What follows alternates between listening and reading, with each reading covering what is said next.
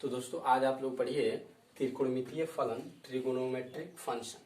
तो त्रिकोणमितीय फलन क्या होते हैं इसके बारे में हम लोग जानकारी यहाँ देंगे कि ये जो फलन है त्रिकोणमितीय अनुपात से संबंधित होगा। तो त्रिकोणमितीय अनुपातों के फलन को त्रिकोणमितीय फलन कहते हैं। जैसे हो गया आपका sine x, cos x, tan x, cosec x, sec x, cot x. ये आपको जो 6 त्रिकोणमितीय ये अनुपात के फलन जो दिख रहे हैं, यही फलन हमारा त्रिकोणमितीय फलन कहलाता है। अब हम इसके कोण और चतुर्थांशीय कोण या वृत्तपादीय कोण के बारे में जानकारी लेंगे। चलिए, तो अब आप लोगों को बता दें कि यहाँ पर जो मूल बिंदु है, मूल बिंदु से यदि कोई किरण चल रही है और ये किरण यदि पूरा एक परिक्रमा करे तो इस पूरे एक परिक्रमा में कुल 2 पाई रेडियन का कोण बनता है। आप लोग पहले से पढ़ चुके हैं। या यदि इसको आप डिग्री में यदि कहना चाहे तो 360 डिग्री कहेंगे। 360 डिग्री का कोण बनता है।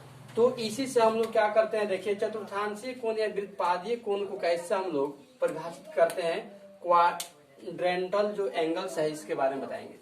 तो इसमें देखिए बताते हैं कि ये जो एक्स अक्ष और वाई अक्ष है, ये पूरे वृत्त को यानी एक तल को बराबर बराबर 4 भागों में बांटता है।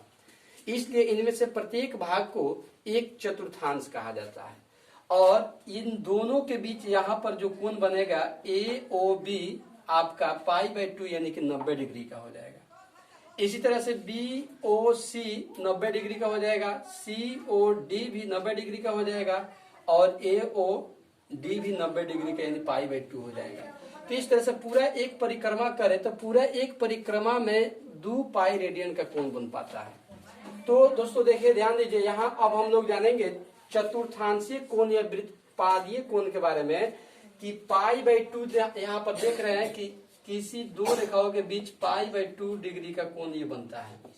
तो π/2 के प्रांत गुणज वाले सभी कोणों को, मतलब π/2 के प्रांत गुणज में जितने भी होंगे सभी कोणों को चतुर्थांशीय कोण या वृत्तपादीय कोण कहते हैं। इसमें कुछ ध्यान देने योग्य बात है कि यदि त्रिकोणमितीय फलन में जो x है यहाँ कोण न्यून कोण 2 पाई के पूर्णांक गुणज में बढ़ते या घटते हैं तो त्रिकोणमितीय फलनों का मानों में कोई परिवर्तन नहीं होता है। जैसे आप लोग देख रहे हैं यहाँ पर कि साइन 2n पाई को हम लोग ऐसे भी लिख सकते हैं n गुने 2 पाई। तो जो 2n पाई है ये 2 पाई के n गुणज है। जहां n कोई लिखे हैं कोई पूर्णांक है, धनात्मक या ऋणात्मक कोई भी पूर्णांक हो सकता है। तो जहां n कोई पूर्णांक है तो जहां ये क्या होगा कि साइन 2n पाई प्लस x बराबर हो जाएगा साइन x। क्यों? क्योंकि 2 पाई में एक चक्र यहाँ मार देता है। तो एक चक्र करेगा, इसके बाद न्यून कोण कुछ भी करेगा तो फिर जो उसका x का मान होता है एक्स्ट्रा वही उसमें हो जाएगा। इस तरह से देखें, हम 2 पाई को 360 डिग्री भी कहते हैं। तो इसी से हम एक फॉर्मूला और बना सकते हैं कि यदि sine 360 degree into n plus x हो तो भी क्या होगा आपका साइन x ही हो जाएगा। 360 डिग्री गुने n प्लस x हो तो इसका हो जाएगा साइन x। इसी तरह से cos का cos 2n पाई प्लस x बराबर हो जाता है cos x।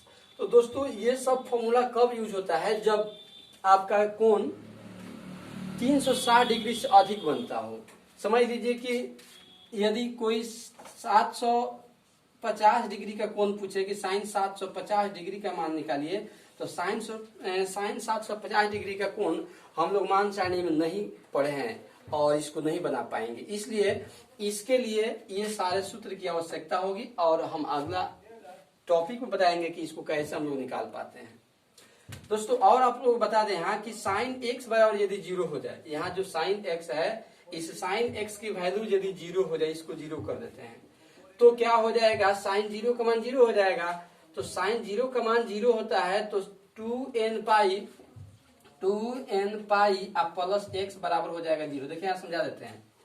तो इससे यदि आप निकालना चाहे x का वैल्यू, तो इससे आप x का वैल्यू निकाल लेंगे n पाई 2n, माने ये जाकर माइनस हो जाए जहां वो कोई एक पूर्णांक हो जाएगा।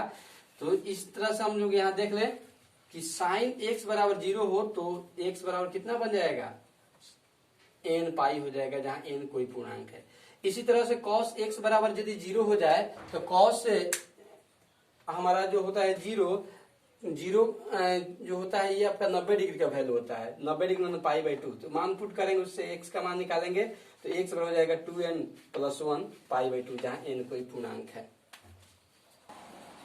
तो आप लोग जैसे साइन x और cos x का वैल्यू निकालना सीखे, उसी तरह से अन्य त्रिकोणमितीय फलन को साइन x तथा cos x के पदों में व्यक्त किया जाता है।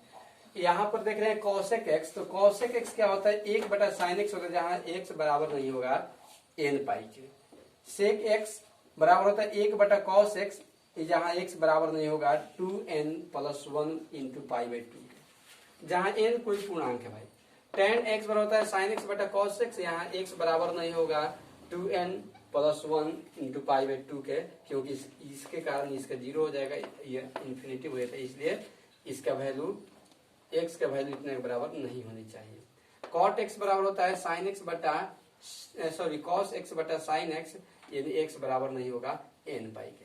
तो ओवरऑल आप लोग ऐसे एक फॉर्मूला तैयार कर सकते हैं कि साइन 2n पाई प्लस x बराबर लिख सकते हैं साइन x, cos 2n पाई प्लस x बराबर लिख सकते हैं cos x, tan 2n पाई प्लस x बराबर लिख सकते हैं tan x,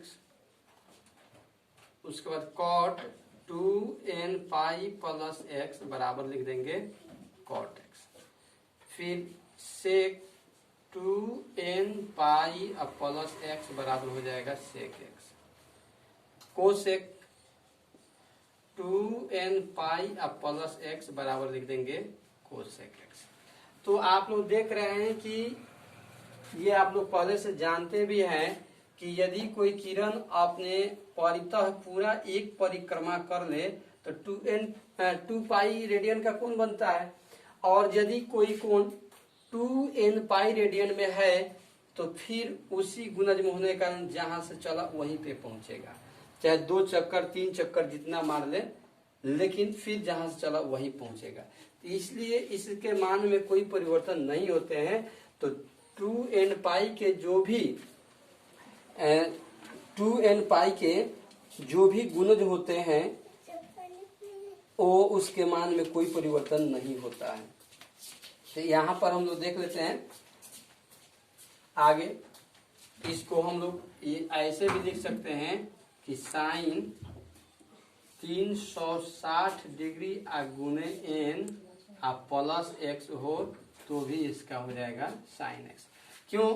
क्योंकि 2 पाई जो होता है 2 पाई रेडियन 360 डिग्री के बराबर होता है, तो यदि रेडियन में है तो इस रूप में होगा, और यदि डिग्री में होता है ऐसे होगा।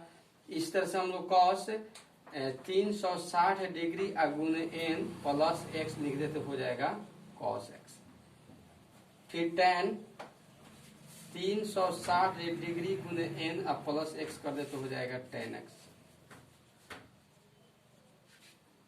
sec या cot 360 डिग्री गुने n प्लस x बराबर हो जाएगा cot x, sec 360 डिग्री गुने n प्लस x बराबर हो जाएगा sec x। इसी तरह से cosec 360 डिग्री गुने n प्लस x बराबर हो जाएगा cosec x। तो इस तरह से ये सूत्र इंपॉर्टेंट है जब आपका त्रिकोणमितीय कोण का मान 360 डिग्री से ज्यादा दिया हो, तो वैसे स्थिति में आप लोग इसका प्रयोग करके बनाएंगे।